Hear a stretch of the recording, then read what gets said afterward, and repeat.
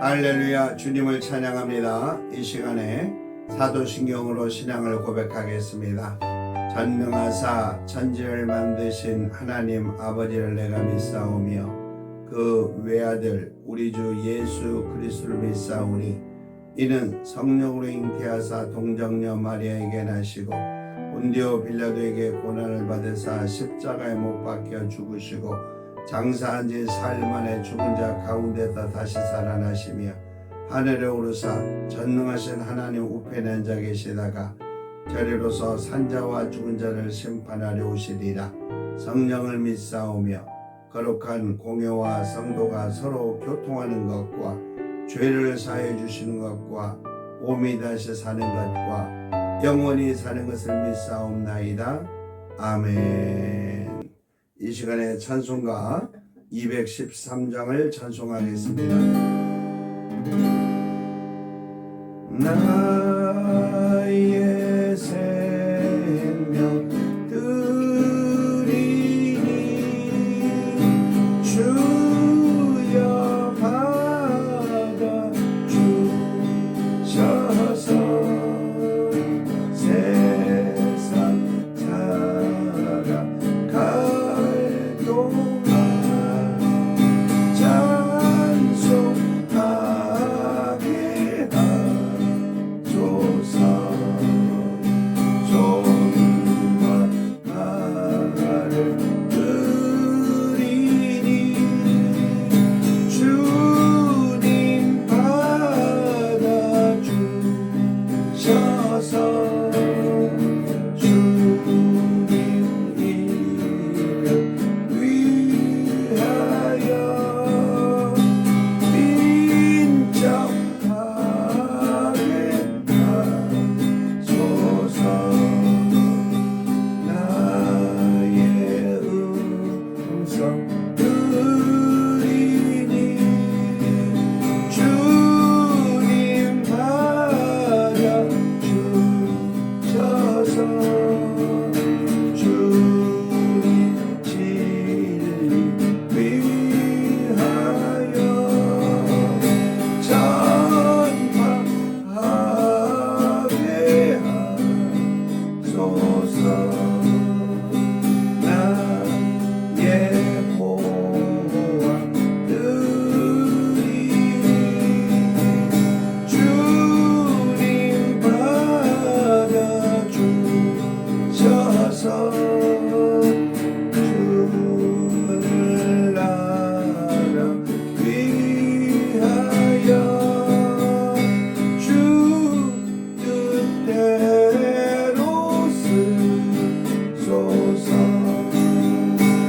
나의 시간 드리니 주님 받아 주셔서 평생토록 주님 위해 봉사하게 하소서.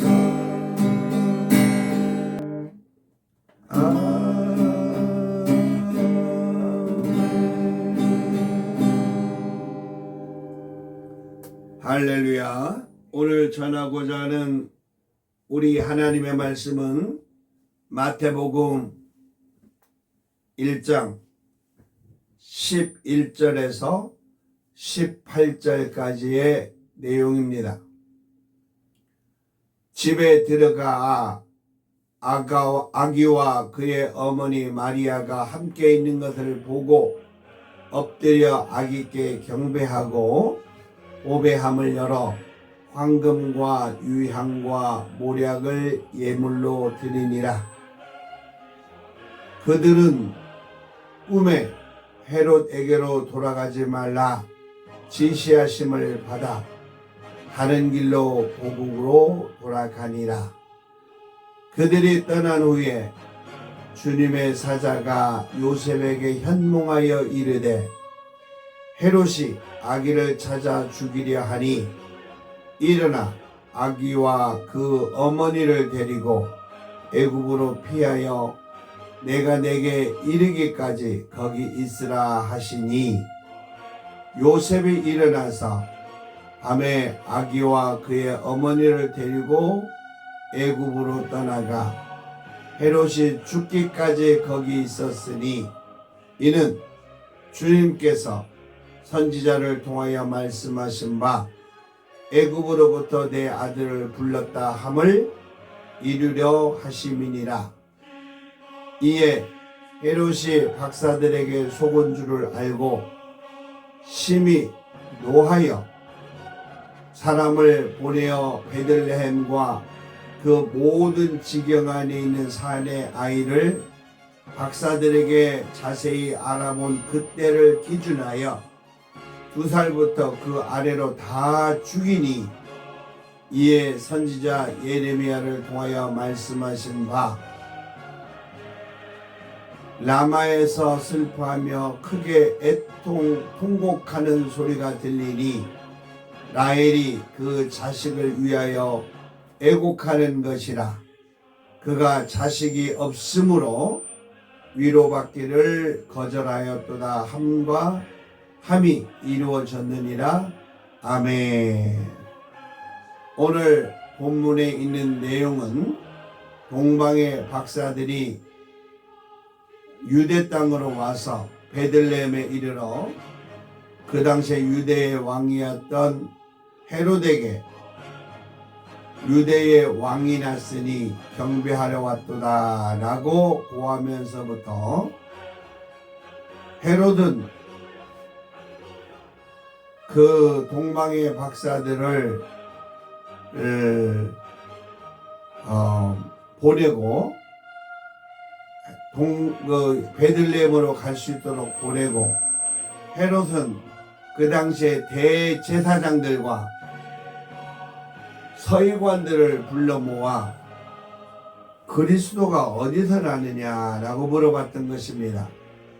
그랬더니 성경을 공부하고 성경을 연구했던 대제사장들과 서기관들이 말하기를 베들레헴에서 메시아가 태어납니다 라고 알려주었던 것입니다. 어쨌든지 헤롯은 동방의 박사들에게 베들레헴으로 가서 경배하도록 하고 그 아기를 찾거든 나에게도 조용히 알려주시면 나도 가서 그에게 경배하겠습니다 라고 했던 것입니다. 그리고 동방의 박사들은 헤롯과 작별을 하고 밖으로 나왔을 때에 자기를 인도했던 그 별이 문득 다시 나타나서 예루살렘의 베들레헴에 아기 있는 곳까지 인도했던 걸 우리는 알 수 있습니다. 그 별이 아기 있는 곳까지 이르렀을 때에 그 당시에 동방에서 온 그 박사들은 가장 크고 크게 기뻐했다라고 표현하고 있습니다. 자기가 일생 동안 살아오면서 가장 행복했던 가장 기뻤던 날을 예수님의 탄생으로 표현하고 있는 것입니다. 그랬을 때에 그 별이 인도한 곳으로 찾아가니 예수님께서 어느 집에 들어가 앉아 계셨고 그곳에는 아기와 그의 어머니 마리아가 있었습니다. 본문에 그의 육신의 아버지 요셉도 그 옆에 있었겠지만 성경에서는 요셉에 대한 이야기를 아예 하지 않고 있습니다. 그 당시에 이 성경적으로 보면 아기와 그의 모친 마리아와 그의 부친 요셉이 있더라 라고 해야 될 텐데 요셉은 전혀 언급하지 아니하고 아기와 그의 육신의 어머니였던 마리아에게만 이 소개하고 있습니다. 집에 들어가 보니 아기와 그의 어머니 마리아가 함께 있는 것을 보고 엎드려 아기께 경배했다라고 했습니다. 여러분, 굉장히 중요합니다. 이곳에서 동방의 박사들이 그 성경에 얘기한 것처럼 아기와 육신의 어머니 마리아가 함께 있었지만은 그 동방의 박사는 엎드려 누구에게? 아기에게만 경배했다는 것을 표현하고 있습니다. 만약에 아기란 말을 하지 아니하고 동방의 박사들이 와서 아기와 함께 있는 어머니에게 경배했더라, 그러면 인류의 역사는 또 달라지는 거예요. 기독교는 무너지는 것입니다. 정말 중요한 내용입니다. 이 내용이 핵심적인 내용입니다. 동방에서 메시아를 보고 왔던 동방의 박사 세 사람은 마리아 품에 있는 아기 예수님에게만 경배했다는 거예요. 이게 중요한 겁니다. 성경의 한 구절 한 구절은 정말 소름 돋도록 매우 중요한 곳이 있습니다. 그 중에서 한 곳이 바로 이곳입니다. 동방의 박사들이 그 예수님이 계시는 집에 들어와 있을 때 여러분 생각해 보십시오. 예수님은 출생을 어디서 했습니까? 그 마구간에서 출생했습니다. 그랬죠? 그리고 마구간에서 출생하고 이곳은 지금 베들레헴입니다. 베들레헴의 어느 집에, 그때 당시에는 이제 선세스, 그러니까 인구 조사를 하기 위해서 전 지역에서 모였기 때문에 방도 없고 방을 구할 수도 없었지만은 어쨌든지 예수님을 마구간에서 출생을 하고 난 이후에 베들레헴 어느 집에 아마 있었던 것도 알 수 있습니다. 어느 집으로 옮겨갔습니다. 그 집에 있었을 때에 그 아기와 그의 어머니, 육신의 어머니 마리아가 함께 있는 것을 보고 동방에서 온 이 세 박사는 천문학 박사는 이곳에서 엎드려 누구에게? 아기에게 경배했다가 그 말이에요. 예수님에게만 경배했습니다. 그리고 보배함을 열어 황금과 유향과 모략을 누구에게? 예수님에게 예물로 드렸다, 그 말입니다. 여러분, 이것을 사용한 사람은 아마 그의 육신의 어머니였던 마리아와 그의 육신의 아버지였던 요셉이 주로 황금을 사용했겠죠. 그리고 유향도 아마 팔아서 돈을 만들었는지 잘 모르고, 모략도 역시 팔아서 돈을 만들었는지는 알 수 없습니다. 그러나 중요한 것은 이 세 가지를 누구에게? 아기 예수님에게만 드렸다는 거예요. 예수님과 함께하는 그 가족들에게 드린 게 아닙니다. 굉장히 중요한 의미입니다. 가족이었던 마리아에게 준 것도 아니고 요셉에게 준 것이 아니라 오직 황금과 유향과 모략은 누구에게? 아기 예수에게 경배하면서 드려졌다, 그 말이에요. 그러면 무슨 의미가 있는가? 황금과 유향과 모략이 무슨 의미가 있는가? 황금은 곧 임금을 얘기하고 있습니다. 그 임금은 동방의 박사가 얘기했듯이 유대인의 왕, 그 메시아를 위해서 드려준 것입니다. 유대인의 왕으로. 같은 내용을 빌라도는 예수님에게 묻습니다. 네가 진짜 유대인의 왕이냐? 그랬더니 예수님께서 네 말이 옳다 그렇게 얘기를 해준 거예요. 그러니까 예수님은 태어날 때 유대의 왕 또는 유대인의 왕으로 태어나신 거예요. 그러면 유대가 뭔가? 그 당시에 피지컬하게 유대의 왕은 이 현실적으로는 헤롯이었습니다. 헤롯 대왕이라고 하죠. 헤롯이 유대인 지역 즉 팔레스타인 지역의 왕이었습니다. 그런데 그 동방의 박사들이 얘기했던 유대인의 왕 또는 유대의 왕이나 빌라도가 얘기했던 유대인의 왕 또는 유대의 왕은 피지컬한 지역적인 왕을 의미한 것이 아니라 유대인, 하나님께서 선택한 민족, 선택한 사람들의 왕으로 표현하고 있는 거예요. 동방의 박사들은 그걸 알고 있었을 것입니다. 유대인의 왕으로 내가 인사하러 왔다. 유대인의 왕이 태어났다. 어디 베들레헴에. 그 유대인의 왕은 이 실질적인 피지컬한 그런 그 지역적인 왕이 아닌 것을 이 동방의 박사들은 알았을 것입니다. 그렇게 말을 했을 거고. 왜?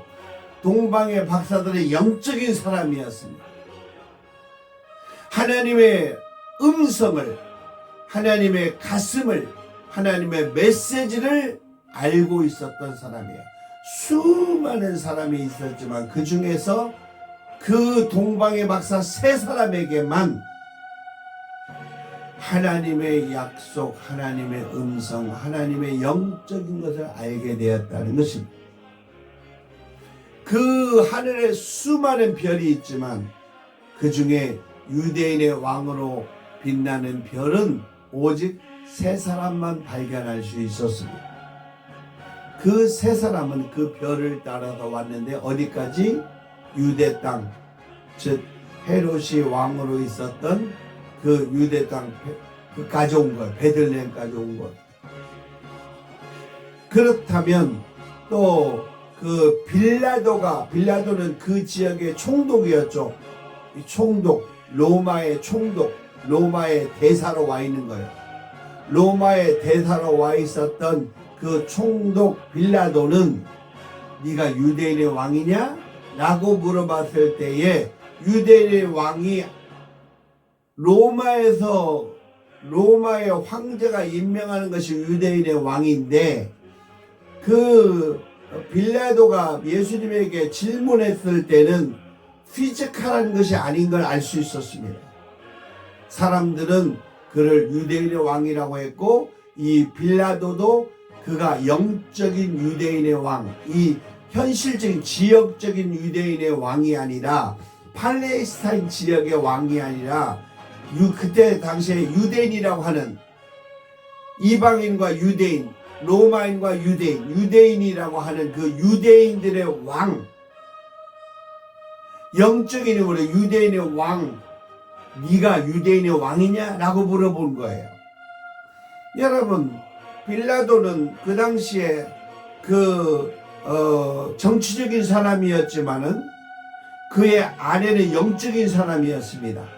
근데 그의 아내는 꿈속에 나타난 것을 통하여 그의 남편이었던 빌라도에게 말하기를 절대로 예수님을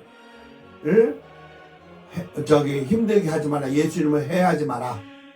그렇게 당부했던 것을 빌라도는 잘 알고 있었습니다. 어떻게 하면 예수님을 풀어줄까 그렇게 생각했던 사람이었어요. 결국 정치적인 문제 때문에 할 수 없이 예수님을 십자가에 못 박을 수 있도록 내줬지만은 그 전까지는 예수님이 죄가 없는 걸 알았습니다. 죄가 없는데도 아무리 죄를 찾으려고도 죄가 없는 걸 알았습니다. 죄가 없는데도 그를 할 수 없이 유대인들의 그 불같은 그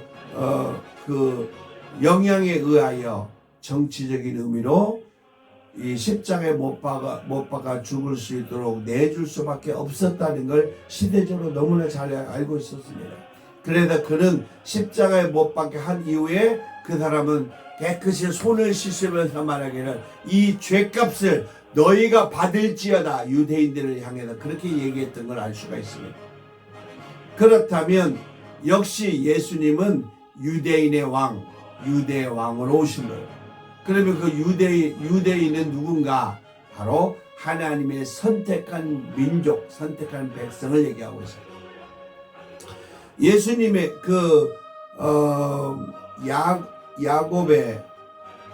야곱의 12 아들들 중에서 전부 다 이렇게 12 아들들을 배정해 주지 않습니까? 땅을 분개해 주지 않습니까? 그럴 때에 누구에게? 이 유다에게 예루살렘이라고 하는 땅을 줌으로 말미암아 우리가 대한민국을 서울 사람이라고 얘기하고 북한 사람을 평양 사람이라고 보편적으로 얘기하듯이 유대 사람들을 베냐민 사람, 시므온 사람 뭐 이런 얘기를 하지 아니하고 유다가 중심이었던 그 애굽의 배정을 받았던 유다가 배정을 받았던 그 유다를 중심으로 유대인이 되어지고 역사적으로 유대인이라는 말이 되어진 거예요. 유대인의 말이. 그것이 종교적으로 변해서 유대인, Jewish people이 되어지게 된 거예요. 그것은 바로 유다의 족속이 베들레헴이라고 하는 곳에 배정을 받아서 그곳에서 성장했기 때문에 그렇습니다. 어쨌든지 유대인의 왕으로 이 동방의 박사들은 왕으로 이 아기 예수님을 경배하면서 그 황금을 드렸다가 말이에요. 그러므로 아기 예수는 바로 유대인의 왕으로 이 동방의 박사들은 그를 섬겼다고 말이에요. 또 두 번째, 유향을 드렸다고 말해요. 유향. 세 가지 선물 중에 유향. 유향은 제사장이 쓰는 물건이에요. 예수님이 왕으로 오신 것뿐만이 아니라 우리의 모든 인류의 죄를 대신할 수 있는 제사장으로 오셨다고 말해요.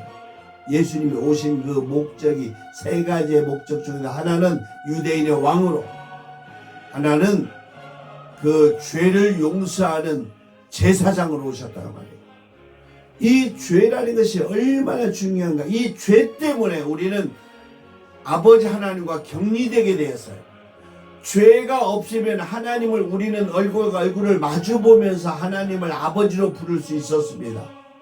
언제처럼 하나님께서 천지를 창조하시고 아담과 하와를 여호와 하나님이 직접 얼굴을 마주 보았던 것처럼, 그러므로 우리 하나님의 백성들이 죄만 없다면 하나님을 얼굴과 얼굴을 마주 볼 수 있는 형편이 되는 거예요. 죄라고 하는 것 때문에 우리는 하나님과 우리 인간이 멀어졌고 등을 돌리게 되었다는 것입니다. 그러므로 예수님이 오신 목적 중에 두 번째는 뭐냐면 유향, 즉 제사장으로 오셨다고 말이에요. 우리 기독교인들에게만 유일하게 회개를 통해서, 회개는 뭐예요? repent라고 하는 의미인데, 그 repent는 뭐냐면 회개의 그 본질적인 의미는 뭐냐면 return to God, 다시 하나님께로 돌아오는 것, 그것이 회개예요. 그 회개를 통해서 우리는 죄를 용서함을 받습니다. 예수 그리스도를 통해서 죄를 용서함을 받는 것은 구약시대 대제사장이 피를 내서 제물을 바쳐서 번제로 하나님께 드리면서 이스라엘의 백성의 죄가 용서받았던 것과 같이 아기 예수님이 이 땅에 오신 목적이 유대인의 왕으로 오셨지만 두 번째는 바로 우리의 인류의 죄를 용서해 주시는 제사장으로 오셨다고 말이에요. 제사장으로. 그래서 아버지 하나님과 우리를 얼굴과 얼굴을 마주 볼 수 있도록 만들어 주시기 위해서 오신 분이 바로 예수님이다. 그걸 알려주기 위하여 아기 예수님에게 유향을 드려준 겁니다. 그리고 세 번째는 모략을 주었습니다. 모략이라고 하는 것은 그 감람나무 계통에서 나오는 그 나무에서 뽑아낸 송진인데, 그 송진을 이 시체에 바르면 시체가 썩지 않고 부패되지 않는 그것이 바로 모략이에요. 모략은 시체에게만 바르게 돼 있어요. 특별히.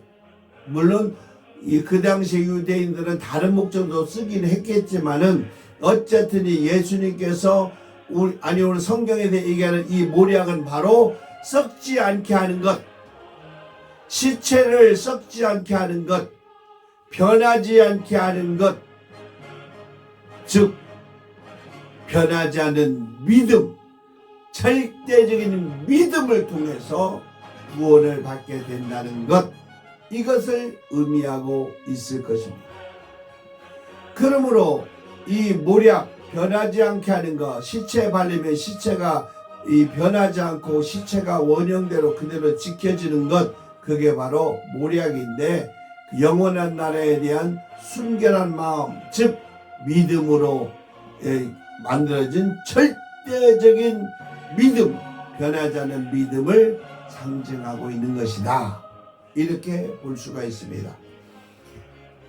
그러므로 그들은 정말 얼마나 이 동방의 박사 세 사람이 아기 예수님을 만나려고 그 이방 땅에서 그 별이 움직이는 데로 찾아왔더니 유대 땅까지 왔고, 유대 베들레헴까지 왔고, 베들레헴에서 예수님을 만났고, 아기 예수를 만났고, 아기 예수에게만 경배를 하고, 아기 예수님에게 황금과 유향과 모략을 드림으로 말미암아 태어나신 이 아기 예수가 어떤 분이라는 것을 분명하게 소개하고 있는 것입니다, 성경에서. 그리고 그랬을 때에 이제 며칠이 지났는지는 알지 못하지만 꿈속에 그 동방의 박사들에게 나타나기를 헤롯에게 헤롯하고 약속했죠. 헤롯 가서, 헤롯이 부탁을 했죠. 가서 그 아기를 발견하거든 나에게 알려주시오. 그러면 나도 가서 아기에게 경배하겠습니다 라고 했던 그 약속을 꿈에 천사가 나타나서 헤롯에게로 가지 말라, 이런 명령을 받습니다. 그래서 그들은 헤롯의 말을 듣는 것이 아니라 그 여호와 하나님께서 보내신 그 천사의 말을 들었으므로 헤롯하고 약속했던 내가 아기 예수를 만나거든 알려주겠습니다 라고 했던 것을 어기고 하나님 말씀대로 피하여 다른 길로 자기 나라, 고국이죠. 나라가 다르다가 말이야. 이스라엘이 아닌 유대 사람이 아닌 자기 나라로 돌아가니라. 그래서 이게 대단히 재밌는 얘기예요. 여러분, 우리 인간에게는 어쩔 때는 두 가지 갈등이 있을 수 있습니다.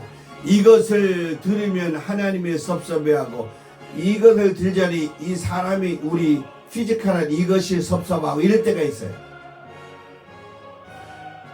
교회를 빠지자니 하나님이 좀 섭섭할 것 같고, 교회를 안 빠지자니 오늘 약속한 저 사람이 섭섭할 것 같고, 이럴 때가 있어요, 우리 인간에게는.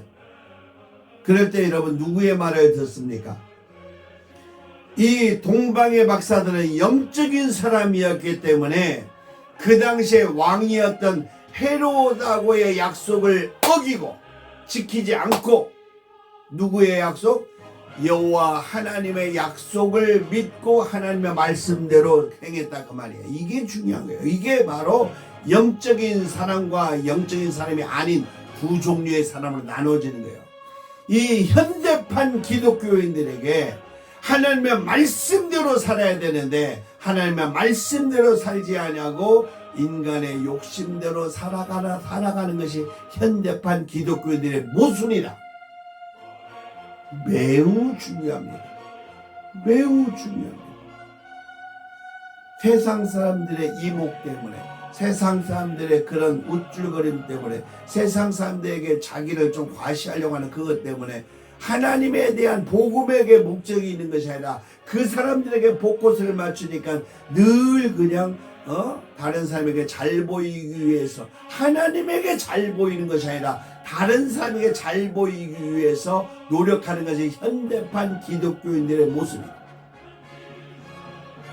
말로는 하나님을 섬긴다고 말은 해요. 교회 목사도 그렇고 교인들도 마찬가지입니다. 그런데 목적은 세상 사람들에게 자기를 잘 보이고, 교회도 더 화려하게, 더 멋있게, 더 돈을 많이 들여서 더 아주 뛰어난 그렇게 만드는 그 이유가 뭐예요? 자기를 과시하기 위하여. 교회를 더 화려하게 지는 것은 자기를 나타내게, 하나님과는 아무 상관없어요. 교회를 화려하게 짓는 건 우리 예수님하고는 아무 상관없습니다. 오히려 화려하게 짓지 않더라도 그 돈을 아껴서 오히려 하나님의 복음을 위해서 더 많이 쓰여지는 것이 더 효과적이에요. 그런데 복음과 이것보다는 자기를 우쭐하게 하려고 자기를 과시하기 위해서 교회를 더 멋있게, 더 크게, 더 웅장하게, 더 화려하게 짓는 것이 현대 교회의 모습이다. 매우 중요한 내용입니다. 여러분, 영적으로 너무 중요합니다. 여러분, 주님 앞에 가면 여러분 큰 교회 다니겠다고 여러분 예수님께서 박수치고 환영하고 그런 천만에요. 그러지 않습니다. 오히려 옥탑방 교회지만, 오히려 지하실 교회지만 교인 한 사람을 자기의 생명처럼 느끼면서 한 사람을 예수님처럼 잘 섬겼던 그 사람을 보고 우리 예수님께서는 천국에서 오히려 뛰어나와서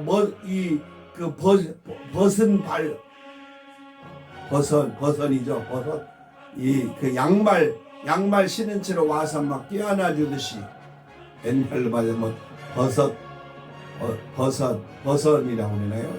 그 양말 대신에 신었던 버선발로 뛰어나와서 안아주듯이 우리 예수님은 그럴 것이다. 여러분, 그게 우리 예수님의 가슴입니다. 오늘 이 동방의 박사들은 헤롯과 그 당시에 대단히 힘이 있었던 그 당시에 왕이었던 헤롯과의 약속을 어기고 누구의 말을 들어요? 전능하신 하나님의 말씀에 순종했다고 말이에요. 세상의 왕보다도, 세상의 그 어떠한 것보다도 하나님과의 약속, 하나님의 말씀이 더 중요하고 더 우선적이라는 것을 동방의 박사들은 분명하게 보여줬습니다. 그래서 동방의 박사들은 헤롯에게 돌아가지 말라 지시하심을 받고 다른 길로 자기 나라로 돌아가니라, 이렇게 표현하고 있습니다. 그들이 떠난 후에, 동방의 박사에 떠난 후에 며칠이 지난지 몇 달이 지난지 알지 못하지만 주님의 사자, 아까 요셉에게 만났던 주님의 사자 가브리엘이죠. 또 그의 육신적인 아내 정혼한 마리아에게 만났던 가브리엘 천사, 또 여기 이 동방의 박사들에게 만나줬던, 꿈에 만나줬던 이 천사들, 그 천사들이 다시 요셉에게 현몽하여 꿈에 나타나기를 헤롯이 아기를 찾아 죽이려고 하니 일어나서 아기의 어머니를 데리고 애굽으로 피하여 가라. 언제까지? 내가 너에게 돌아와라 할 때까지 피하여 가라. 그랬더니 요셉은 그 하나님의 그 소식, 하나님의 소식자 그 가마리엘의 천사의 말을 듣고 요셉이 일어나 저녁에 밤에 그의 어머니 마리아를 데리고 아기와 함께 애굽으로 떠났다 그 말. 그리고 그 첫째 헤롯 대왕이라고 하는 첫째 왕, 잔인하고 악하고 부인을 10명이나 데리고 살았던 그 왕. 여러분, 이곳에서 이 헤롯 대왕하고 헤롯 왕하고 차이가 있어요. 이 헤롯 대왕은 헤롯의 역사, 헤롯가의 처음으로 왕이 된 왕이었습니다. 그리고 파워가 있었고 힘이 있었고 세상적인 지혜가 있고 꾀가 있었지만은 어떤 사람 아주 간악하고 아주 악한 사람이었다. 근데 그가 죽고 난 이후에 다른 헤롯이 이 아들이 또 헤롯 왕이 되는데 그 사람은 헤롯 대왕이라고 하지 않냐고 그냥 헤롯 왕이라고 합니다. 그 헤롯 왕은 누구를 죽였어요? 세례 요한을 이 목을 잘라 죽였던 그 왕. 그 왕은 헤롯 왕인데 그 헤롯 왕은 같은 헤롯 왕이 아니라 이 헤롯 대왕의 아들이고 지금 예수님 당시에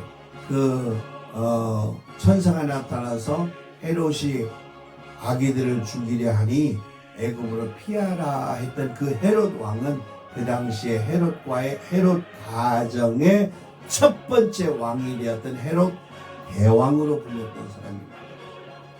그러므로 헤롯이 죽기까지 어디에? 애굽에 있었으니 이는 주님께서 선지자를 통하여 말씀하신 바 애굽으로부터 내 아들을 불렸다 함을 이루려 함이니라 라고 하는 거예요. 여러분, 왜 이곳에서 선지자를 통해서 하신 말씀을 꼭 끌어들여야 되는가? 그 다음에 또 이 앞에서도 역시 요셉에게 현몽하여 이르되 아기를 찾아 죽이려 하니 일어나 아기와 그의 어머니를 데리고 애굽으로 피하여 이르기까지 거기 있으라 하시니 요셉이 일어나 밤에 그의 어머니를 데리고 애굽으로 떠나가 헤롯이 죽기까지 거기 있었으니 이는 주님께서 선지자를 통해 하신 말씀을 애굽으로부터 내 아들을 불렀다면 이루려 하심이니라. 이 선지자 이것은 이미 구약시대에 말씀하신 것이다. 약 한 500여 년 전에 이사야 선지자가 활동하던 그 이전에 그 이후에 또는 호세아라고 하는 선지자가 나타났을 때에 호세아 선지자에게 이미 얘기했던 그 내용을 끌어서 말씀하신 거예요. 왜? 유태인들에게 이해를 시키기 위하여. 마태복음은 누구를 향해서 복음서를 기록했냐면요, 바로 유태인들을 향해서 기록했기 때문에 유태인들은 늘 하나의 구약에 있는 말씀을 끌어서 이 설명을 해줘. 모든 일들. 이게 대단히 중요한 내용이에요. 마태복음은 이 구약에 있는 성경을 사복음에서 마태, 마가, 누가, 요한복음 중에서 선지자가 말하기를 또는 성경에 기록하기를 이런 그 구약에 있는 말씀을 가장 많이 인용을 했어요. 왜? 유태인들을 이해할 수 있도록 하기 위하여.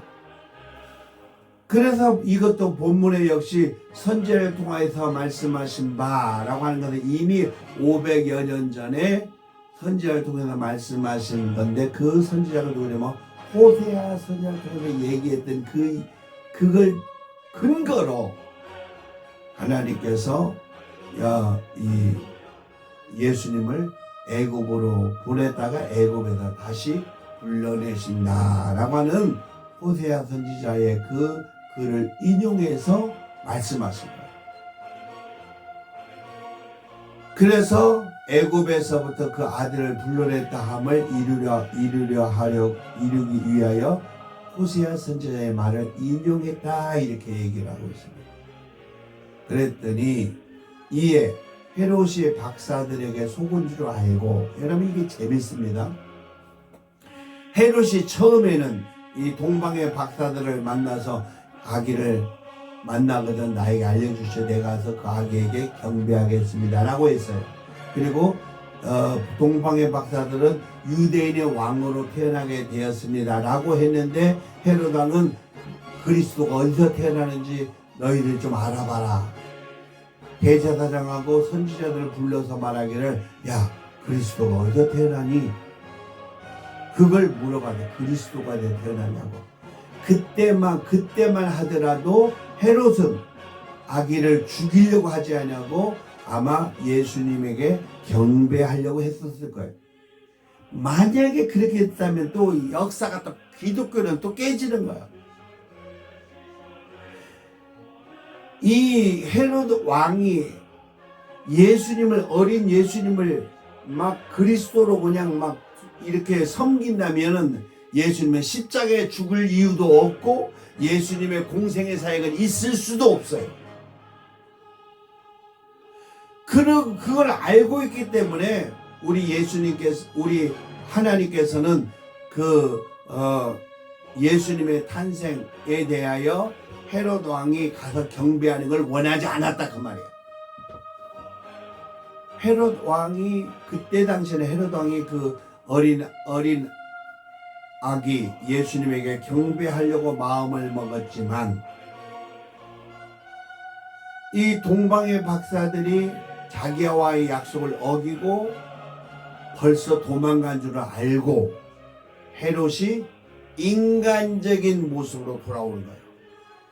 그때는 점잖은 모습으로 나왔죠. 이제는 자기 본성이 드러나는 거예요. 나를 속여? 이런 못된 놈들이 있나 하고 혈기가 올라오기 시작합니다. 그래서 헤롯이 동방의 박사들에게 속은 줄 알고 심히 노하여, 이렇게 나오고 있습니다. 심히 노하여 사람을 보내어 베들레헴과 그 모든 지경 안에 있는 산의 아이들을 박사들에게 자세히 물어본 그때를 기준으로 하여 2살부터 그 아래로 다 죽이니, 그러니까 동방의 박사들이 왔을 때 그가 이미 2살, 2년이 지났다는 걸 알 수가 있죠. 그죠? 동방의 박사가 왔을 때 아기가 태어났다고 했으니까 동방의 박사들이 떠나가고 헤롯이 화가 났을 때는 이미 2년이 지났다는 걸 알 수가 있어요. 여러분, 여기서 시간의 개념이 하루 이틀 사이가 아니에요. 이게 예수님께서 마구간에서 태어났죠. 태어났는데 동방의 박사들이 찾아온 것은 예수님이 태어난 마구간에 있을 때 동방의 박사들이 온 것이 아니라 어느 집에 있을 때에, 그죠? 그러면 그 시간적인 개념이 있다는 거예요. 며칠이 지났는지 또는 몇 달이 되는지 모르죠. 하여간 상당히 지난 거예요. 그죠? 그리고 여러분, 우리 성경에 성경에 나와 있는 그런 그림에 보면 마구간에 예수님이 마구간에 이 말도 옆에 있고 풀 먹는 그것도 있고, 그곳에 마리아가 앉아 있고, 그곳에 동방의 박사들이 와서 절을 하면서 이 선물을 황금과 유향과 모략을 드려지는 그걸로 그림 나자. 그건요 그냥 그림으로 개념으로 만들어 놓은 거지, 그게 정확한 게 아니에요. 절대 정확한 게 아마 마리아가 아기를 출산하고 난 이후에 그 다음에 이제 인구 조사가 끝났기 때문에 이제 그때는 이 집이 많이 비어 있었을 거예요. 그래서 어느 집에 들어가 있었을 것이다. 대단히 중요한 내용인데 이것을 이해하지 못하면 성경의 이 내용이 다 엉망이 되는 것입니다. 그리고 헤롯 왕이, 잘 보세요. 헤롯 왕이 속은 줄 알고 화가 나서 그 예루살렘에 가서 예루살렘에서 동방의 박사들에게 들은 그때 태어난 그때 들은 것을 기준으로 두 살 밑에 아이들을 다 죽였기 때문에 최소한도 헤롯이 어린아이를 죽여야 되겠다고 계산했을 때는 이미 2년 정도의 갭이 있을 수 있다 그 말이에요. 여러분 매우 중요합니다. 이거 헤롯이 심히 놓아여 베들레헴, 여러분 베들레헴 예수님의 탄생한 곳이죠. 베들레헴과 왜냐면 베들레헴이라고 하는 곳에 바로 이사야 선지자를 통해서 이미 베들레헴에서 아기를 낳으리니 처녀가 잉태해 아기를 낳으리니 그 이름을 임마누엘이라 하라라고 하는 것을 이미 이사야 선지자를 통해서 얘기했던 그 베들레헴이 약속대로 이 베들레헴이 나와야 되거든요. 그러니까 베들레헴에서 베들레헴과 그 모든 지경, 베들레헴과 그 지경이라고 하는 것은 아마 베들레헴을 중심으로 그 인근 지역에 있는 어린아이들 얘기하고 있어요. 인근 지역에 있는 사내 아이를 박사들에게 자세히 알아본 그때를 기준하여 박사들에게 자세히 알아본 기준이 언제요? 2년 전에 내가 유대인의 왕으로 태어나신 분이 어디 계십니까? 내가 그에게 경배하러 왔습니다. 라고 했고, 그 헤롯이 박사님들 가서 아기를 만나거든 나에게 조용히 알려주시오. 그러면 나도 가서 경배하겠습니다. 라고 했던 때가 바로 2년 전이라 그 말이에요. 그래서 2살 밑에 어린아이들을 다 죽여버렸어요. 남자아이들을. 이게 헤롯의 본질이에요. 우리 인간의 본질이에요. 여러분 인간이 하나님을 떠나서는 전부 다 악합니다. 인간은 태어날 때부터 악하게 태어났어요. 왜? 죄를 가지고 태어났기 때문에. 누구의 본성? 아담과 하와의 그 죄로 물들었던 그 본성을 가지고 태어났기 때문에 인간은 태어날 때부터 악하다 그 말이에요. 이걸 신학적으로 성악설이라고 하죠. 성악설. 태어날 때부터 악하게 태어났다. 그래서 그 2살 밑에 아이들을 다 죽이니 이게 바로 에레미야 선지자를 통해서 말씀하신 바 이미 이것도 구약에서 얘기했던 것이다 그 말이에요. 구약에서 어떤 선지자? 에레미야 선지자를 통해서 얘기했던 것이다. 이것도 이미. 근데 재밌습니다. 보십시오. 에레미야 선지자를 통해서 얘기했는데 에레미야 선지자를 통해서 얘기한 그게 뭐냐면 라마에서 슬퍼하며 크게 통곡하는 소리가 들리니 라마는 바로 예루살렘을 중심으로 이루어진 그 민족들을 얘기하고 있습니다. 그게 예레미야 31장 15절 이하에 나오는 얘기인데 그때에도 유다 민족들이 바벨론으로 끌려간 이후에 어린아이들이 다 죽었던 일이 있었는데 그 슬픔을 끌어와서 바로 라마라고 하는 보세요. 성경에 예레미야 31장 15절에 이렇게 나오고 있습니다. 나 여호와가 이같이 말하노라. 라마에서 슬퍼하며 통곡하는 소리가 들리니 라헬이 여러분 그 수많은 여인들 중에 왜 라헬이 나옵니까? 라헬이 그 자식을 위하여 애곡하는 것이라 즉 통곡하는 것이라 그 자식이 없으므로 위로받기를 거절하였도다. 그 라헬의 슬픔을 얘기하는 거예요. 여러분 라헬이 누군지 아시죠? 요셉의 아내 중에서 요셉이 가장 사랑하는 아이예요. 요셉은 레아도 아니고 레아의 레아를 돌보던 첫 여인도 아니고 라헬을 돌보던 그 라헬의 여인도 아니고 오직 야곱은 누구만 사랑했어요? 라헬만 사랑했어요. 레아를 사랑하지 않았어요. 레아를 사랑한다고 하지 않았어요. 아기는 낳았지만 그러므로 야곱은 오직 레아를 위해서 7년을 더 살고 또 7년을 더 살고 라헬을 위해서는 자기의 모든 생명을 다 걸다시피 했어요. 누가? 야곱이. 그게 바로 사랑이다. 하나님이 그렇게 여러분을 사랑하는 거야. 우리 백성들, 우리 하나님의 성도들 그렇게 사랑하는 거야. 야곱이 라헬을 사랑했던 것처럼 우리 하나님께서 우리를 그렇게 사랑한다 그 말이에요. 그러므로 라헬이 그 사랑했던 그 아내 라헬에 태어난 아들이 누구예요? 두 명이죠. 하나는 요셉, 그리고 하나는 벤자민. 요셉을 태어나고 요셉이 너무 예쁘니까 누구 때문에? 라헬 때문에. 라헬이 예쁘니까 라헬이 낳은 아이 요셉에게만 그 아버지가 색동옷을 입히고 얼마나 사랑했는지 다른 10명의 아들들은 아랑곳하지 않고 오직 요셉에게만 색동옷을 입히고 사랑하고 애껴주고 채워하고 그랬다고 말이에요. 그게 바로 하나님의 사랑이다. 이 인류에 수많은 사람이 있지만 우리 하나님은 오직 하나님의 이름으로 성령으로 거듭나 우리 성도들만 위해서 사랑하는 거예요. 이게 굉장히 중요한 겁니다. 예수님이라고 이름을 예수라고 하라. 요셉에게 나타나서 그의 예수님의 육신의 아버지 요셉에게 나타나 말하기를 마리아를 데려오기를 두려워하지 말라. 마리아에게 아기가 난 것은 마리아의 몸을 빌렸을 뿐이지. 누가? 인카네이션, 즉 성령이 마리아의 뱃속을 통해서 예수 아기를 탄생하게 하는 것이다. 빌리는 것뿐이다 그 말이야. 몸을 빌리는 것뿐이다.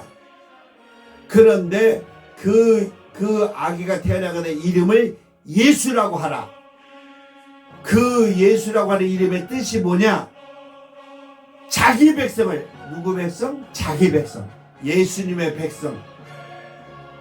교인도 아니고 신자도 아니고 성령으로 거듭난 성도들, 예수님의 인치심을 받은, 성령의 인치심을 받아 예수님의 사람으로 약속받은 그 성도들만 구원하기 위해서 왔다는 거예요.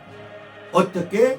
저들의 죄를 다 용서해주고 저들의 죄에서 저들을 구원하기 위해서 왔다. 예수님의 이름이. 그 이름처럼 우리 하나님은 오직 라헬이 사랑했던 그 아들 요셉처럼, 또 라헬이 얼마나 아기를 낳다가 죽었죠. 누구? 벤자민을 낳다가 죽었죠. 라헬이. 그 벤자민을 사랑했던 것처럼 우리 하나님께서는 그 사랑했던 아들을 잃었을 때 라헬이 얼마나 슬퍼했겠는가 말하자면, 라헬이 살아있다면, 자기 아들이 죽었다면 라헬이 얼마나 슬퍼했겠다. 그 슬픔이 바로 우리 예수님의 슬픔이다. 우리 하나님의 백성이 실족하는 것, 그래서 하나님을 구원받지 못하거나 또는 넘어지거나 실패하는 것이 우리 하나님의 슬퍼하는 것처럼, 라헬이 슬퍼하는 것처럼 그렇게 애곡 소리가 들린다. 그것을 예레미야 선을 통해서 인용해서 그 하나님의 아픔을 그렇게 표현하고 있습니다. 여러분, 굉장히 재미있는 내용입니다. 그랬더니 라마에서 슬퍼하며 크게 통곡하는 소리가 들리니, 예레미야에서 얘기했던 라헬이 그 자식을 위하여 애곡하는 것이라. 그 자식이 없으므로, 그 자식이 죽었으므로 위로받기를 거절하였구나. 그 슬픔, 그 아픔이 바로 우리 하나님의 아픔이다. 왜 헤롯이 그 이스라엘 예루살렘의 중심으로 해서 2살 밑에 아이들 다 죽였을 때 그 슬픔이 그 정도의 슬픔이야. 여러분, 그 2살 밑에 아이들은 무슨 죄가 있다고 희생을 당합니까? 여러분, 천만에 걱정하지 마십시오. 그들은 하나님의 목적에 의해서, 그들은 하나님의 백성으로 아마 천국에서 최고의 행복을 누리고 살 것입니다. 누구 때문에? 우리 하나님 때문에, 우리 예수님 때문에. 예수님 때문에 희생을 당한 그 모든 인류는 이 세상에서는 불쌍하다고 생각하지만, 불행하다고 생각하지만, 세례 요한처럼, 세례 요한의 이 세상에서 목잘림을 받는 비참하게 죽은 것 같지만, 예수님의 12 제자들 전부 다 화형당하고, 베드로 거꾸로 십자가에 못 박아 거꾸로 십자가에 달려서 죽었고, 대부분이 다 화형 또는 목베임 당하고 참수당하고 다 비참하게, 이 세상에서 비참하게 순교했지만, 하늘나라에서는 최고의 행복, 최고의 자리에서 아버지 하나님 옆에서 기뻐하는 것처럼 우리 인간의 하나님과의 관계가 그런 관계가 됩니다. 사랑하는 믿음의 성도 여러분, 이 세상의 삶이 얼마나 허탈한지, 이 세상의 삶은 여러분 아무 중요하지 않습니다. 중요한 것은 하나님의 삶이 얼마나 중요한지를 알고 하나님 말씀대로 살아가는 것, 하나님 방법대로 살아가는 것, 여러분 가슴속에 성령을 통해서 성령이 인도하는 대로 하나님 말씀을 순종하며 살아가는 삶, 그게 바로 성도의 삶이다. 그 사람은 누가 지켜줘요? 성령이 나를 지키고 성부 성자 하나님께서 우리를 지켜주신다. 진짜 천군 천사가 우리를 지키는 거예요. 여러분, 천사는 여러분 눈에 보이지 않지만 실제로 존재합니다. 천사는 진짜 있습니다. 여러분, 귀신이 있습니까? 귀신이 여러분 눈에 보입니까? 눈에 보이지 않지만 귀신이 있어서 우리 예수님께서 귀신을 쫓아내라고 했지 않습니까? 귀신을 죽이라 하지 않았어요. 귀신은 죽지 않습니다. 절대 죽지 않습니다. 누구 손 안에 있어요? 나중에 영원한 심판 지옥으로 들어가서 고통받는 것이 절대 죽지 않습니다. 그러므로 귀신을 쫓아내라고 했지 귀신을 죽이라고 하지 않았어요. 그것처럼 귀신은 분명히 있지만 우리 눈으로 보이지 않는 것처럼 천사는 우리를 지켜주고 우리를 보호해주고 있지만 우리 눈에 보이지 않는 것과 같은 겁니다. 그게 바로 성도의 특권이다 말이야. 성도의 특권이다. 그게 하나님 자녀의 복입니다. 사랑하는 믿음의 성도 여러분, 오늘 이 동방의 박사가 지혜롭게 세상의 왕, 그 유명한 왕의 말을 듣지 아니하고 하나님 말씀을 듣고 순종했던 것처럼 예수님의 육신의 아버지 요셉이 천사의 하나님 말씀을 순종해서 애국으로 피신했던 것처럼 여러분의 삶 속에 우리 하나님의 임재하심으로 하나님의 말씀대로 순종하고 살아가는, 그래도 우리 예수님의 말씀대로 첫째 계명은 하나님을 사랑하고 둘째 계명은 이와 같으니 내 이웃을 내 몸처럼 사랑하라 라고 하는 그 약속을 지키고 살아가는 여러분 되기를 주님의 이름으로 축원합니다. 속도로 예배를 마치겠습니다. The Lord bless you and keep you. The Lord His face shine upon you and be close to you. The Lord lift up His countenance upon you and give you peace. 우리 주 예수 그리스도의 하나님의 은혜와 아버지 하나님의 극진하신 사랑과 성령의 교통하심이 이 자리에 머릿속에 함께 예배드리는 믿음을 구하는 말이니 지금부터 영원토록 함께 있을지어다. 아멘.